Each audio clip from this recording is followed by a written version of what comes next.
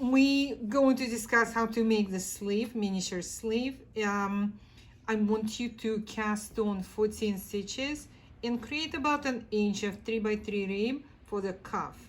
So I already did that.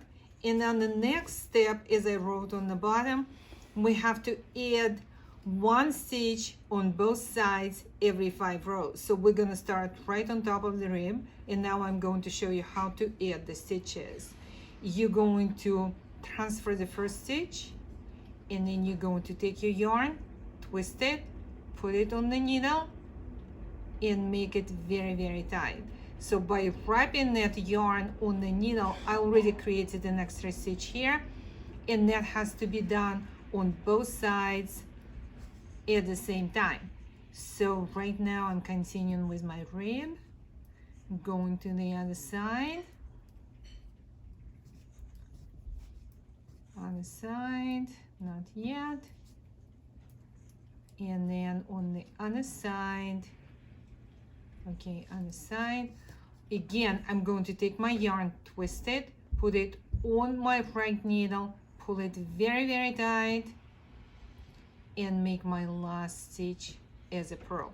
So on both sides, by wrapping the yarn over the needle, I added one stitch on both sides. We need to do that every 5 rows 5 times. So since I started with 14 stitches on the bottom, I'm going to add 5 stitches on both sides, total 10. So by the time you get to the beginning of the armhole, you should have about 24 stitches on your needle.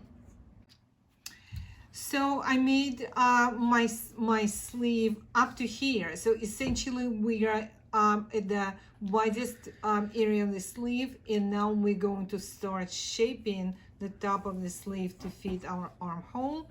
So at this point you should have 24 stitches on your needle or very close to it, and it would be best to actually mark each row. And so this here, I have groups of 5 and I have 5 of them, so I know I did my job. On the handout, I'm telling you next step, bind off 2, which is the same as cast off. So I'm going to cast off 2 in the beginning,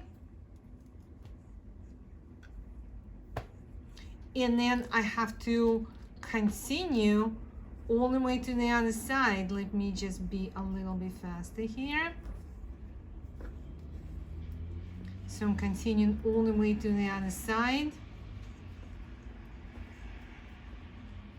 and then at the other side I have to go all the way to the end of the row.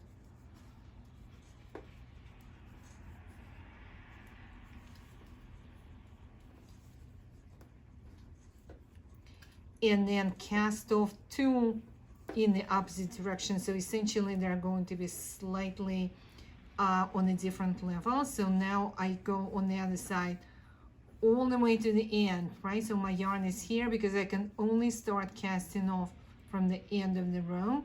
And now I'm going to cast off or bind off 2 on this side. Continue to the other side all the way to the end, then bind off 2. So you always bind off a cast off towards the center of the sleeve. So my handout, I'm saying bind off 2, bind off 2. You're doing that step twice to create this kind of shaping.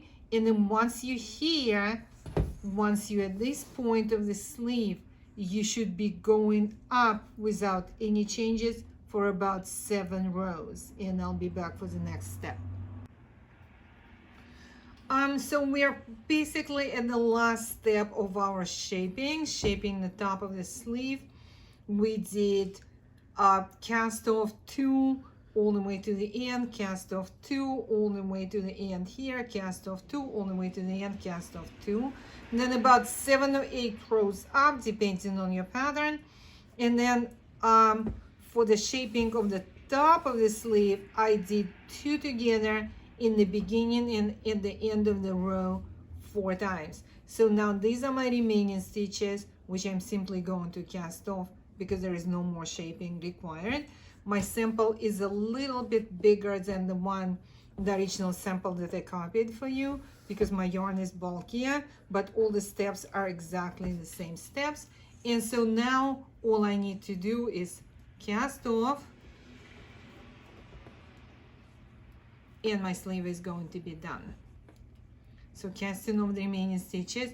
The number of stitches that you will end up with might be slightly different from my sample, but this here, we are not required to have exactly identical number of stitches. We want to learn how to shape. Okay, so cast off all the stitches on top, and done with the top of the sleeve. This is a miniature, and for the actual sleeve, for the actual size sleeve, it needs to be done more precisely, and I usually do all the paper patterns or crafts, and then we can shape everything very, very precisely.